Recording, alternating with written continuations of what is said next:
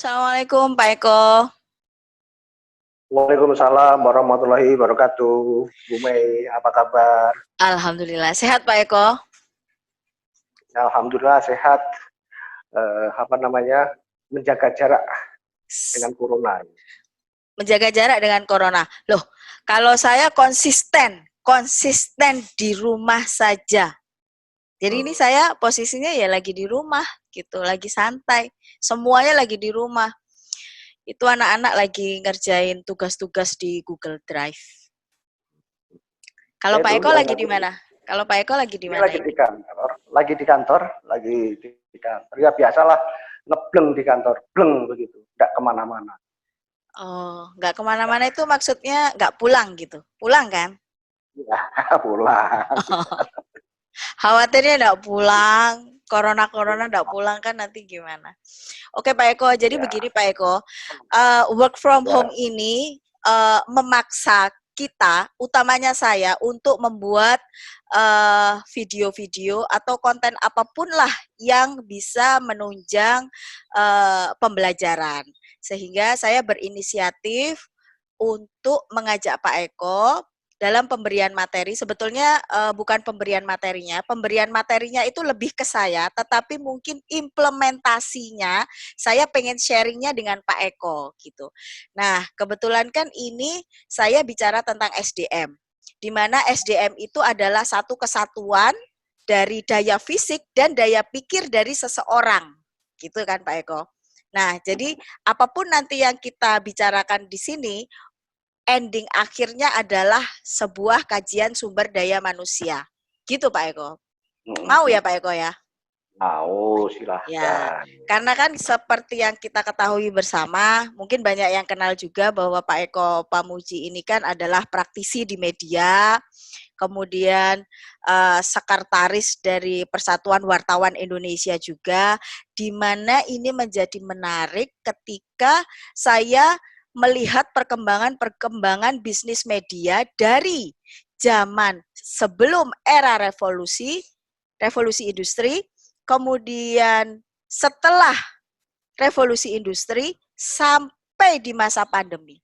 Jadi bisnis media ini cukup dinamikanya itu cukup tinggi. Kalau Pak Eko sering pakai kalimat itu, turbulensinya itu cukup tinggi.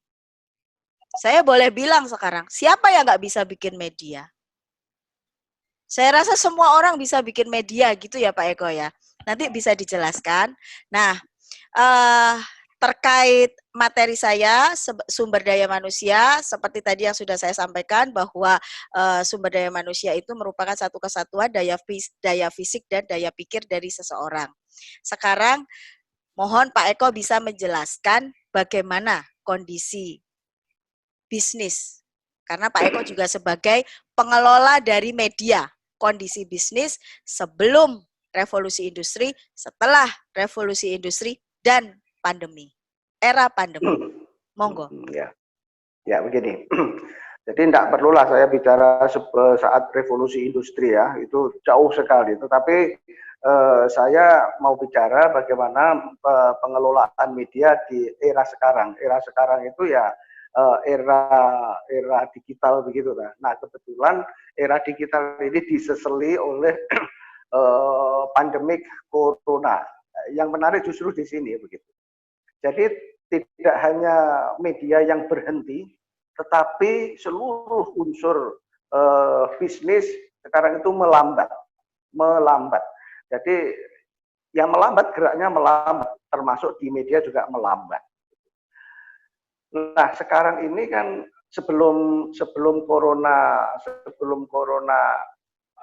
menjadi sesuatu yang momok begitu, bisnis media sendiri, khususnya media-media konvensional atau media-media arus utama, yang saya mengatakan bukan media online begitu, itu ya sudah mulai ada penurunan sebenarnya. Karena apa? Karena digitalisasi, teknologi mengubah perilaku semuanya, termasuk industri media massa. Ini kita bicara sebelum ada corona. Jadi sebelum ada corona itu, industri media itu sudah mulai pelambatan, sudah mulai penurunan. Era digital. Karena digital. Era digital itu sudah mengalami penurunan. Sedang mengalami penurunan. Mengapa itu terjadi? Karena kita meresponnya ya tidak serta-merta. Kita masih ancang-ancang mau merespon apa enggak kan begitu. Tapi yang paling benar adalah kita cepat-cepat merespon dari perubahan itu. Apa yang berubah? Teknologinya. Jadi media pun harus segera merespon dari teknologi mekanik menjadi teknologi digital. Kita sudah tahu banyak media-media di luar negeri, khususnya media cetak itu juga seperti itu. Dia tutup atau mengubah formatnya menjadi media online kan seperti itu. Itu artinya dia itu menyesuaikan diri dengan teknologi, dengan lingkungan baru, dengan new medianya seperti itu. Nah di Indonesia sendiri juga seperti itu. Tapi di Indonesia karena penetrasi internetnya juga tidak seperti yang di Amerika misalnya begitu, sehingga media cetak, media arus utama, media konvensional itu masih bisa hidup bertahan dan sekarang justru menjadi media acuan. Media konvensional itu, platformnya konvensional itu menjadi media acuan dari tumbuh suburnya hoax yang ada di medsos. Ketika medsos itu subur gitu dengan hak hoax begitu, itu konfirmasinya harus ke media arus utama. Konvensional. Mengapa? Ya karena media-media inilah yang sebenarnya media-media yang memiliki trust, kepercayaan sejak lama kan begitu. Oke, kalau dan media-media konvensional ini tidak akan menjual dirinya untuk menyebar hoax kan seperti itu. Nah, sebenarnya ketika hoax itu bermunculan, sebenarnya ini juga hal menarik buat media konvensional karena dia akan jadi tumpuan untuk konfirmasi hoax itu. Kalau ingin beritanya tidak hoax, carilah atau larilah ke media konvensional. Itu. Gitu ya. Oh ya. Oke, berarti di era revolusi kalau dibilang bahwa bisnisnya itu menurun, maka apa yang dilakukan para pengelola media untuk bertahan gitu? Mengikuti dengan online ataukah ada strategi-strategi lain? Ya, jadi industri media ini seperti yang saya katakan tadi, ada unsur melemahnya sedikit. Kalau media cetakannya pasti berkurang. Kalau media televisi, pemirsanya pasti berkurang. Media radio, pemirsanya juga, pendengarnya juga berkurang. Sehingga mereka juga mengalami penurunan dari pendapatan. Mengapa pendapatannya menurun? Ya karena memang itulah sebenarnya yang dijual oleh media.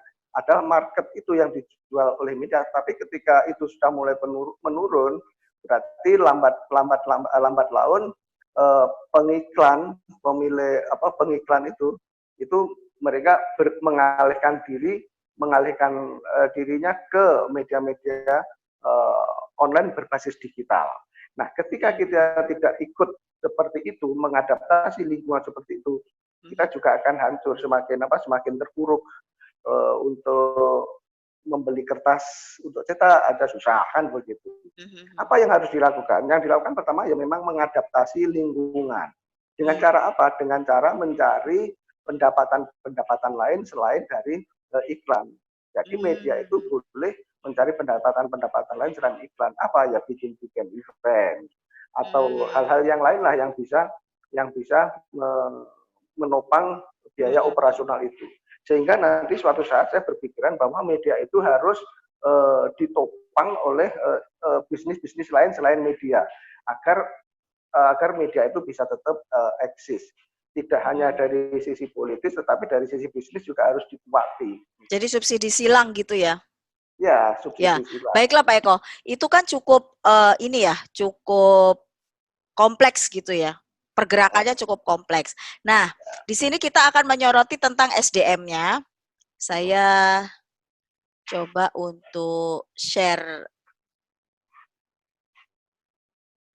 sedikit materi mengenai pendekatan kita kepada sumber daya manusia kita atau pekerja kita gitu. Mungkin yang pertama adalah ini. Ada pendekatan patronalis. Pendekatan patronalis, manajer, pengelola, atau owner itu mengarahkan bawahannya bertindak seperti bapak terhadap anaknya, gitu ya. Para bawahannya diperlakukan dengan baik, fasilitas-fasilitas diberikan, bawahan dianggap sebagai anak-anaknya, misalnya diberikan pinjaman uang, serta didirikan toko sehingga karyawan dapat membeli keperluannya secara kredit. Nah, efeknya adalah mengakibatkan karyawan menjadi manja, malas, dan kurang produktif. Selanjutnya adalah pendekatan sistem sosial. Pendekatan sistem sosial ini mengutamakan kepada hubungan harmonis, interaksi yang baik, saling menghargai, saling membutuhkan, dan saling mengisi sehingga terdapat suatu total yang baik gitu.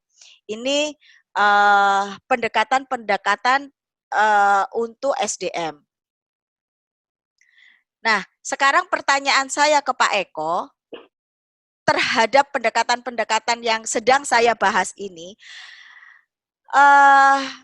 bagaimana menurut Pak Eko dan apa yang paling pas gitu di antara kedua, ataukah ada pendekatan lain lagi untuk mengelola sebuah bisnis media kepada SDM? Ya, jadi yang paling cocok itu tadi sebenarnya pendekatan sistem sosial.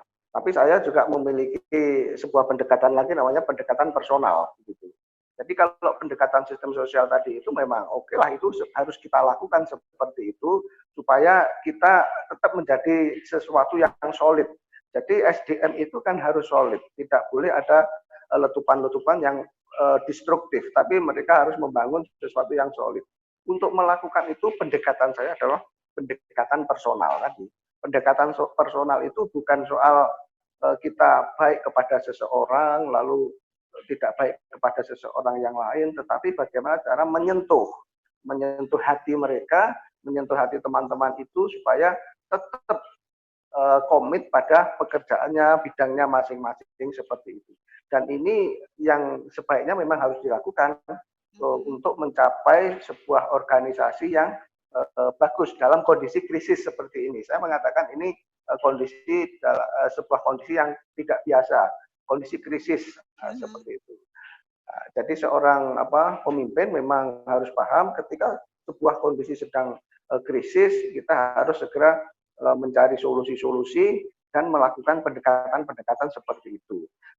Yang paling cocok saya lakukan itu ya pendekatan sistem sosial dan pendekatan personal, sehingga tetap dalam bahasa Jawa itu guyup untuk mencapai tujuan.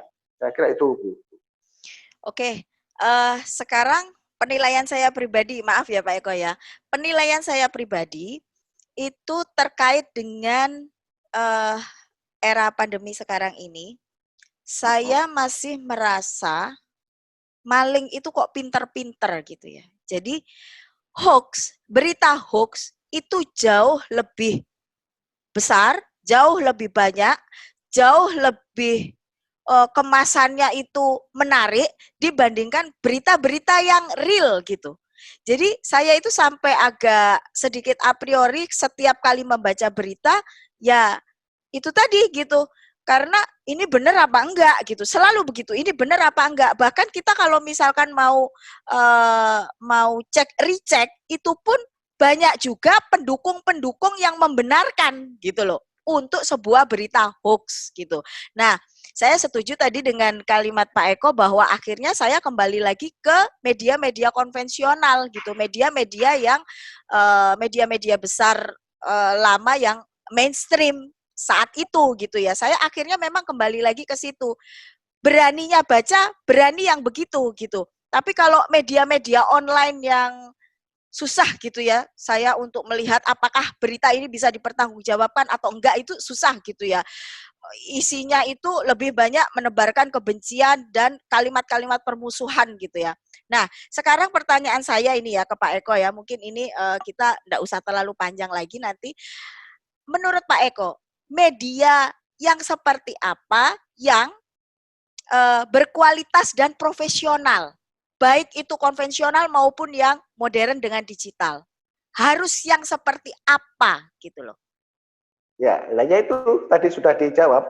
Berita yang harus seperti apa? Ya berita yang harus profesional dan berkualitas.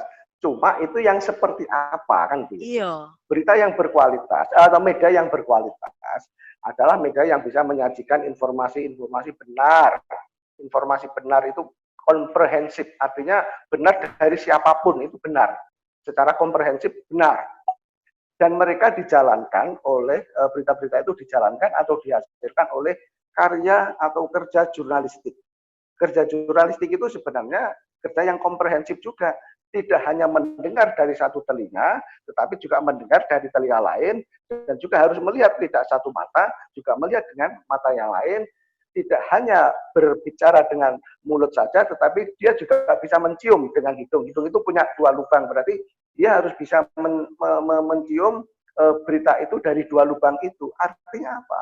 Artinya sebuah informasi itu harus yang didapatkan wartawan itu harus terverifikasi. Terverifikasi itu apa artinya? Terverifikasi itu artinya terkonfirmasi oleh pihak yang lain, begitu. Contoh suatu berita tentang hari ini ada salah satu pasien pandemik, pasien COVID di daerah A. Kita tidak boleh menerima itu mentah-mentah, tetapi harus kita konfirmasi. Wartawan harus melihat sendiri. Oh benar, ternyata ada seperti itu. Itu namanya beritanya terkonfirmasi. Berita-berita di medsos bisa jadi betul, bisa jadi juga tidak betul kan begitu. Banyak yang betul dan banyak yang tidak betul juga. Akhirnya apa? Akhirnya medsos ketika banyak yang tidak betul diklaim, divonis sebagai penyebar hoax, itu yang medsos. Karena apa? Karena disitulah ruang hoax itu bisa disebarkan dengan leluasa. Ruang media sosial. Tetapi kalau ruang di media konvensional, media arus utama begitu, itu susah. Karena berita yang dipublikasikan itu melalui tahap yang panjang. Gitu. Mulai dari wartawan pun harus verifikasi yang macam-macam, jadi berita komprehensif, lalu diserahkan ke redakturnya ini menfilter terakhir, lalu dipublikasikan. Beda dengan medsos kan, medsos itu ketika kita punya pikiran apa, hari ini bikin status, kalau itu punya kepentingan, ya kepentingannya apa, statusnya itu di-share, langsung jadilah berita. Iya, iya, iya. Menarik ya Pak Eko. Tapi sayang Pak Eko jam 1 mesti rapat ya. Sekali Pak Eko, sekali lagi Pak Eko.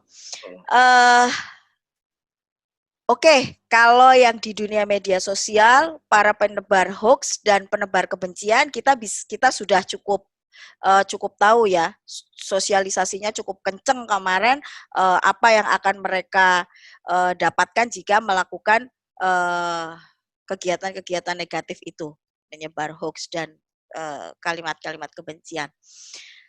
Bagaimana dengan media sekarang? Pengelola media, pemilik media yang sudah mengeluarkan berita-berita yang tidak berkualitas dan tidak profesional seperti yang tadi disampaikan Pak Eko, gitu. Ya, oke. Jadi kita berada di alam Indonesia sehingga kita menggunakan hukum positif di Indonesia. Media itu ada undang-undang persnya, gitu kan? Diturunkan oleh diturunkan ke Dewan Pers. Ada Undang-Undang Nomor 40/99. Lalu ada Dewan Pers. Dewan Pers inilah yang menggodok, mengaplikasikan media pers di Indonesia. Nah, sehingga ketika ada berita-berita yang sekiranya salah, sekiranya tidak berkenan bagi narasumbernya, itu bisa langsung dilaporkan ke Dewan Pers. Gitu.